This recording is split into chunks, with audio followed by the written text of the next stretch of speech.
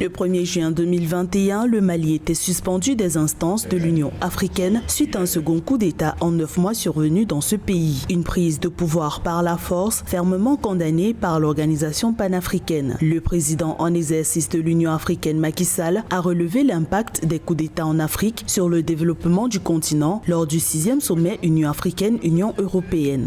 Si nous ne prenons pas nos responsabilités, qu'est-ce qui va se passer? Tous les efforts que nous faisons ici, aux Nations Unies et ailleurs, vont être annihilés, puisqu'on ne parlera plus de développement, on ne parlera plus de jeunesse, mais tous les pays seront déstabilisés par des gens qui ont des armes. Or, ces armes sont destinées à défendre l'intégrité de nos territoires. Pour le président Macky Sall, la lutte contre le terrorisme au Sahel est compromise par la déstabilisation des États comme le Mali. Il s'est inquiété du retrait des troupes alliées françaises et européennes Barkhane et Takuba du théâtre des opérations consécutivement à 2 années de rejet de la présence militaire française avec comme apogée la marche du 14 janvier 2022 à Bamako.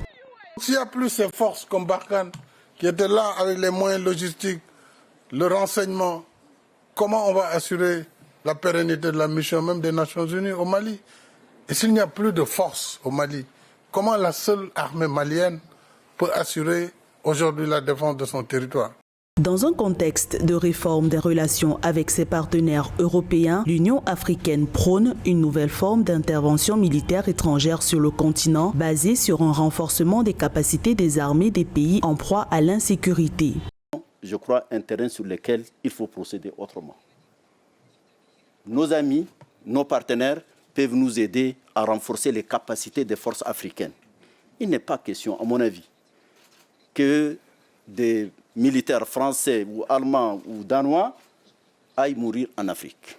On a besoin de technologies, on a besoin d'expertise, on a besoin de moyens financiers, on a besoin d'équipements pour pouvoir faire face à cette terrible menace à la paix et à la stabilité. Le partenariat militaire entre l'Afrique, l'Europe et les Nations Unies est vieux de plus de 60 ans. Une coopération jusqu'ici riche et fructueuse dans la lutte pour la paix. À titre d'exemple, on retient que l'Union européenne a financé à hauteur de 2,5 milliards d'euros des opérations de paix à travers le continent africain.